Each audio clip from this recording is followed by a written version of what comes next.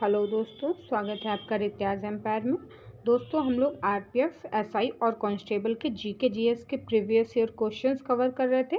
और दोस्तों, RPF, SI और कांस्टेबल की वैकेंसी की नोटिफिकेशन रिलीज़ हो चुकी है और सभी लोग 15 अप्रैल से इसके फॉर्म भर पाएंगे। दोस्तों, मैं बेसिक जानकारी स्टार्टिंग में इसलिए दे देती हूँ ताकि कोई भी नया स्टूडेंट अगर हमसे जुड़ता है तो उसे ये बेसिक जानकारी होनी चाहिए।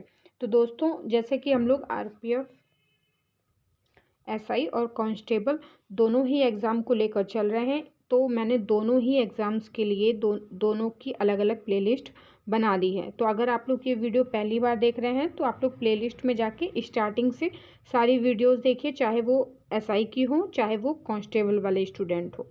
और दोस्तों, अगर बेसिक पेपर पैटर्न की बात की जाए तो आरपीएफ, कांस्टेबल और आरपीएफ, एसआई दोनों में ही 120 क्वेश्चन पूछे जाते हैं, जिसमें 50 क्वेश्चन जीएस के और 35 क्वेश्चन मैथ के, 35 क्वेश्चन रीजनिंग के। तो दोस्तों, अगर सबसे ज़्यादा वेटेज देखा जाए तो इसमें जीके का है, इसलिए सबसे पहले हम लोग जीके कवर कर रहे हैं और जीके के प्रीवियस ईयर क्वेश्चंस कवर कर रहे हैं, वो भी सेट वाइज। दोस्तों, इसके साथ ही अब हम लोग जितने भी आरपीएफ यानी कि आरआरबी, आरपीएफ से रिलेटेड एग्ज़ाम्स हुए हैं वो सारी पीवाईक्यू कवर करेंगे, वो भी चैप्टर वाइज, अध्यायवार, और वो भी व्याख्या सहित।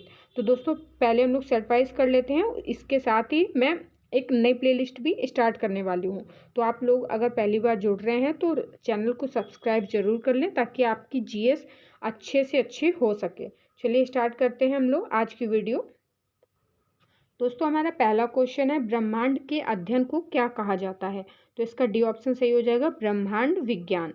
ब्रह्मांड के अध्ययन को ब्रह्मांड विज्ञान कहा जाता है। दोस्तों, इंग्लिश में कॉस्मोलॉजी कहते हैं, जो खगोल विज्ञान की एक शाखा है जिसमें ब्रह्मांड के भौतिक उत्पत्ति और विकास के अध्ययन से संबंधित है। ज्योतिष शास्त्र दोस्तों 12 राशियों और 9 ग्रहों की गति एवं काल का अध्ययन किया जाता है। और खगोल विद्या क्या है दोस्तों? पृथ्वी और उसके वायुमंडल के बाहर होने वाली घटनाओं का अवलोकन करना।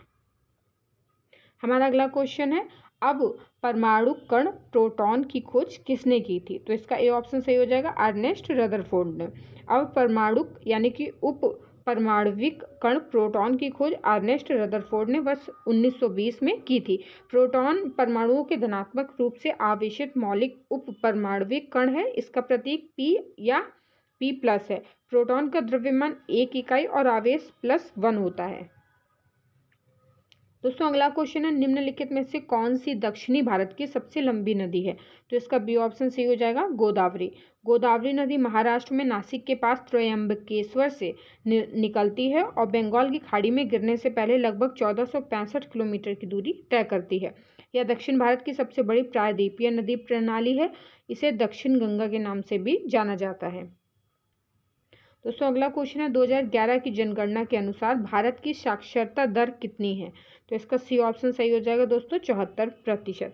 जनगणना 2011 के अनुसार भारत की साक्षरता दर 74% है, जिसमें पुरुषों की साक्षरता दर दोस्तों 82.14% और महिलाओं की साक्षरता दर 65.46% है। और ज्ञातव्य है कि राज्यों में केरल की साक्षरता दर 94% के साथ सबसे अधिक है और 63.82% साक्षरता दर के साथ बिहार की सबसे कम है। अगला क्वेश्चन है, स्पेन की राजधानी क्या है? तो दोस्तों, इसका ए ऑप्शन सही हो जाएगा, मैड्रिड। दोस्तों, मैंने आपको हर सेट में कहा है कि आप लोग सारे देशों की राजधानी और मुद्रा, साथ में भारत के जितने भी राज्य हैं उनकी राजधानियों को अच्छे से लर्न कर लें, क्योंकि हर सेट में राजधानियाँ, मुद्राओं से रिलेटेड क्वेश्चन जरूर आते हैं। हमारा अगला क्वेश्चन, चलिए दोस्तों पहले व्याख्या देख लेते हैं। स्पेन की राजधानी मैड्रिड है, जो स्पेन का सबसे बड़ा शहर है। सिविल और बार्सिलोना स्पेन के शहर हैं, जबकि ग्रेनाडा कैरेबियन सागर में संप्रभु द्वीप समूह या द्वीप देश है। अगला क्वेश्चन है, रोग उत्पन्न करने वाले सूक्ष्म जीवों को क्या कहा जाता है? तो इसका सी ऑप्शन सही हो जाएगा, रोगजनक। रोग उत्पन्न करने वाले सूक्ष्म जीवों को रोगजनक कहा जाता है, जैसे विषाणु, जीवाणु, कवक, परजीवी इत्यादि रोगजनक हैं। अगला क्वेश्चन है, भारत का सर्वोच्च न्यायालय कब स्थापित किया गया था? तो इसका बी ऑप्शन सही हो जाएगा, 1950 को। वर्ष 1947 में भारत को स्वतंत्रता मिलने के बाद 26 जनवरी 1950 को भारत का संविधान लागू हुआ। साथ ही भारत का सर्वोच्च न्यायालय भी अस्तित्व में आया तथा इसकी पहली बैठक 28 जनवरी 1950 को हुई, जिसका जिक्र संविधान में भाग 5 में अनुच्छेद 124 से 147 तक किया गया है। ज्ञातव्य है कि वर्तमान में सर्वोच्च न्यायालय में मुख्य न्यायाधीश और भारत के राष्ट्रपति द्वारा नियुक्त 33 अन्य न्यायाधीश शामिल हैं। वर्तमान में मुख्य न्यायाधीश दोस्तों धनंजय वाई चंद्रचूड़ जी हैं। अगला क्वेश्चन है दोस्तों, भारत के राष्ट्रपति पद की शपथ कौन दिलाता है? तो इसका सी ऑप्शन सही हो जाएगा, भारत के मुख्य न्यायाधीश। भारत के संविधान के अनुच्छेद 60 के अनुसार राष्ट्रपति पद की शपथ भारत के मुख्य न्यायाधीश द्वारा दिलाया जाता है। भारत का राष्ट्रपति किसी भी सदन का सदस्य नहीं होता है और संसद के बैठकों में भाग नहीं लेता है, लेकिन वह संसद का एक अभिन्न अंग है। अगला क्वेश्चन है दोस्तों, योग में मकरासन किस मुद्रा को दर्शाता है? तो इसका बी ऑप्शन सही हो जाएगा दोस्तों, मगरमच्छ। मकरासन का नाम मकर शब्द पर रखा गया है। मकर का मतलब होता है मगरमच्छ। इस आसन में व्यक्ति मगरमच्छ की मुद्रा में होते हैं, अतः इसका नाम मकरासन दिया गया। अगला क्वेश्चन है, किस आपातकाल को संवैधानिक आपातकाल कहा जाता है? तो दोस्तों इसका बी ऑप्शन सही हो जाएगा, राज्य का आपातकाल। भारतीय संविधान में आपात उपबंधों को 3 भागों में बांटा गया है। राष्ट्रीय आपातकाल दोस्तों अनुच्छेद 352 के तहत राज्यों में संवैधानिक तंत्र की विफलता और राष्ट्रपति शासन अनुच्छेद 356 में, और वित्तीय आपातकाल दोस्तों अनुच्छेद 360 में। हमारा अगला क्वेश्चन है, बास्केटबॉल की उत्पत्ति कहाँ हुई थी? तो इसका सी ऑप्शन सही हो जाएगा, अमेरिका में। बास्केटबॉल की उत्पत्ति अमेरिका में हुई थी और इसमें प्रत्येक टीमों में 5 खिलाड़ी होते हैं। यह एक इंडोर गेम है। इसका आविष्कार डॉक्टर जेम्स नाइस्मिथ ने वर्ष 1891 में किया था। दोस्तों खेल से रिलेटेड आपको हर तरह के क्वेश्चंस को याद कर लेना है, क्योंकि इससे रिलेटेड हर सेट में, चाहे वो एसआई का हो चाहे वो कांस्टेबल को हो, सब में 2 से 3 क्वेश्चन जरूर पूछे गए हैं। तो दोस्तों अगर इससे रिलेटेड हाल ही में जितने भी करंट अफेयर से रिलेटेड क्वेश्चन है खेल के, वो भी याद कर लीजिएगा। इससे रिलेटेड शब्द, इसकी उत्पत्ति, कौन से खेल में कितने खिलाड़ी होते हैं, ये सारी गेम्स की जितनी भी टॉपिक्स, ये इम्पॉर्टेंट पॉइंट्स हैं, ये आपको याद करने हैं। अगला क्वेश्चन है, किसी वस्तु की गतिज ऊर्जा और स्थितिज ऊर्जा का योग कहलाता है? तो इसका बी ऑप्शन सही हो जाएगा, कुल यांत्रिक ऊर्जा। किसी वस्तु की गतिज ऊर्जा और स्थितिज ऊर्जा के योग को कुल यांत्रिक ऊर्जा कहते हैं। गतिज ऊर्जा, स्थितिज ऊर्जा तथा यांत्रिक ऊर्जा का एसआई मात्रक जूल होता है। हमारा अगला क्वेश्चन है, बहिष्कृत हितकारिणी सभा की स्थापना किसने की थी? तो इसका डी ऑप्शन सही हो जाएगा, डॉक्टर BR अम्बेडकर जी ने। बहिष्कृत हितकारिणी सभा की स्थापना डॉक्टर BR अम्बेडकर द्वारा 1924 में किया गया था, जो दलितों के बीच शिक्षा और संस्कृति के प्रचार प्रसार हेतु समर्पित थी। और इस सभा का संस्थापक सिद्धांत शिक्षित रहो, संगठित रहो और आंदोलन करो था। अगला क्वेश्चन है, निम्नलिखित में से कौन सा एक देश एक टैक्स और एक मार्केट से संबंधित है? तो इसका डी ऑप्शन सही हो जाएगा, माल और सेवा कर। माल और सेवा कर यानी कि गुड एंड सर्विसेज टैक्स पूरे देश के लिए एक अप्रत्यक्ष कर है, जो भारत को एक एकीकृत सामान्य बाजार बनाता है, और इसे 101वें संविधान संशोधन अधिनियम 2016 के माध्यम से एक देश एक कर और एक बाजार के नारे के साथ पेश किया गया। जीएसटी सामान्यतः 3 प्रकार के होते हैं, CGST, SGST और IGST। हमारा अगला क्वेश्चन है दोस्तों, 2011 की जनगणना के अनुसार किस राज्य का जनसंख्या घनत्व सबसे अधिक है? तो इसका ए ऑप्शन सही हो जाएगा, बिहार। 2011 की जनगणना के अनुसार बिहार मतलब 1106 प्रति व्यक्ति वर्ग किलोमीटर राज्य का जनसंख्या घनत्व सबसे अधिक है, और उसके बाद पश्चिम बंगाल दोस्तों, फिर केरल राज्य है। वहीं सबसे कम जनसंख्या घनत्व अरुणाचल प्रदेश में है। ज्ञातव्य है कि भारत की जनसंख्या का घनत्व 382 व्यक्ति वर्ग किलोमीटर है। अगला क्वेश्चन है, निम्नलिखित में से कौन सा सबसे कमजोर विद्युत चालक है? तो इसका ए ऑप्शन सही हो जाएगा, बैकेलाइट। बैकेलाइट एक विद्युत रोधक है, क्योंकि इसमें बहुत अधिक प्रतिरोध होता है और थर्मोसेटिंग बहुलक है, जिससे इसकी शक्ति उच्च होती है और इसका उपयोग इलेक्ट्रॉनिक उपकरण बनाने में किया जाता है।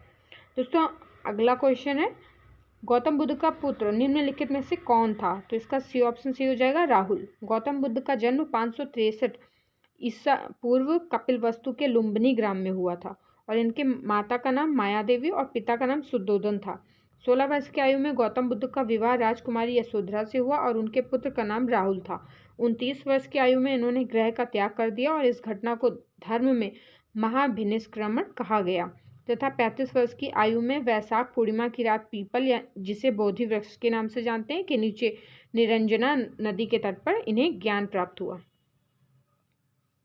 हमारा अगला क्वेश्चन है, दल बदल विरोधी कानून के आधार पर राज्यसभा के मामले में अयोग्यता का निर्णय कौन करता है? तो इसका डी ऑप्शन सही हो जाएगा, अध्यक्ष। दल बदल विरोधी कानून के आधार पर राज्यसभा के मामले में अयोग्यता का निर्णय सदन के सभापति अथवा अध्यक्ष करते हैं। यह प्रक्रिया न्यायिक समीक्षा के अधीन है। ज्ञातव्य है कि 10वीं अनुसूची, जिसे दल बदल विरोधी अधिनियम के नाम से जाना जाता है, जिसे 52वें संविधान अधिनियम 1985 के माध्यम से जोड़ा गया। हमारा अगला क्वेश्चन है दोस्तों, हुमायूंनामा किसके द्वारा रचित है? तो इसका सी ऑप्शन सही हो जाएगा, गुलबदन बेगम।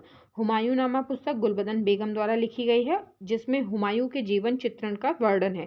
गुलबदन बेगम बाबर की पुत्री तथा हुमायूं की बहन थी, जिसे तुर्की तथा फारसी भाषा का ज्ञान था। नेक्स्ट क्वेश्चन है, निम्नलिखित में से कौन सी भारत की सबसे लंबी नहर है? तो इसका डी ऑप्शन सही हो जाएगा, इंदिरा गांधी नहर।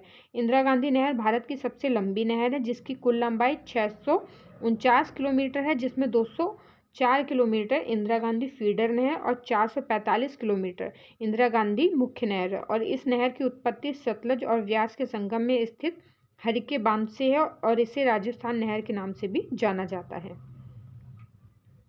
दोस्तों हमारा अगला क्वेश्चन है, आधुनिक ओलंपिक खेलों में महिला जिम्नास्टिक किस वर्ष की गई थी? दोस्तों इसका सही ऑप्शन सी हो जाएगा, 1928 में। जिम्नास्टिक को 1896 में आधुनिक युग के पहले ओलंपिक खेलों में पेश किया गया था, जिसमें केवल पुरुषों को भाग लेने की अनुमति थी। वर्ष 1928 में एम्स्टर्डम खेलों में महिलाओं को पहली बार ओलंपिक कार्यक्रम में शामिल किया गया था। दोस्तों हमारा अगला क्वेश्चन है, निम्नलिखित यज्ञ में से कौन सा घोड़े के बलिदान से संबंधित है? तो इसका सी ऑप्शन से हो जाएगा, अश्वमेध यज्ञ। अश्वमेध यज्ञ प्राचीन भारतीय राजाओं द्वारा अपनी शाही संप्रभुता साबित करने के लिए किया जाता था और इस यज्ञ में एक घोड़े को छोड़ा जाता था। घोड़े द्वारा पार किए गए क्षेत्र में कोई भी प्रतिद्वंदी उनके सामने आता था तो उसे राजा की सेना के साथ युद्ध करना पड़ता था। यदि कोई दुश्मन घोड़े को मारने या पकड़ने में कामयाब नहीं हुआ तो घोड़े को राजा की राजधानी में वापस ले जाया जाता था और उसकी बलि दी जाती थी। हमारा अगला क्वेश्चन है, राष्ट्रपति द्वारा तैयार किया गया अध्यादेश है? तो इसका ए ऑप्शन सही हो जाएगा, मंत्रिपरिषद की सलाह पर आधारित। भारत के संविधान के अनुच्छेद 123 राष्ट्रपति को अत्यावश्यक परिस्थितियों में, जब संसद के दोनों सदनों में से कोई भी सदन नहीं चल रहा है, कोई भी सत्र नहीं चल रहा हो, तो अध्यादेश जारी करने के, कुछ कानून बनाने की शक्तियां प्रदान करता है। गौरतलब है कि अध्यादेश लाने का निर्णय सरकार का होता है, क्योंकि राष्ट्रपति मंत्रिपरिषद की सलाह पर कार्य करता है।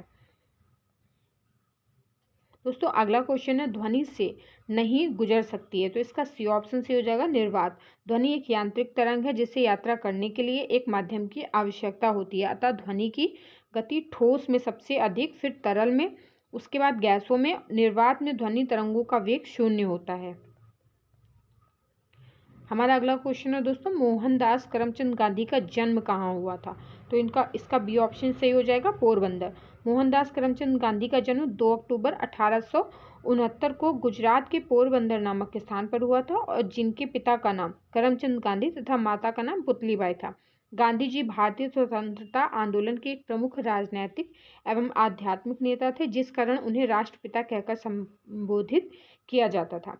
दोस्तों हमारे आज की वीडियो में इतने ही क्वेश्चन रहेंगे, ताकि वीडियो आप लोगों के लिए ज़्यादा बोरिंग या बहुत बड़ी ना हो जाए। आप लोग अच्छे से रिवीजन करते रहिए दोस्तों, और इसके नेक्स्ट वीडियो में हम लोग इसके आगे का पार्ट कवर करेंगे।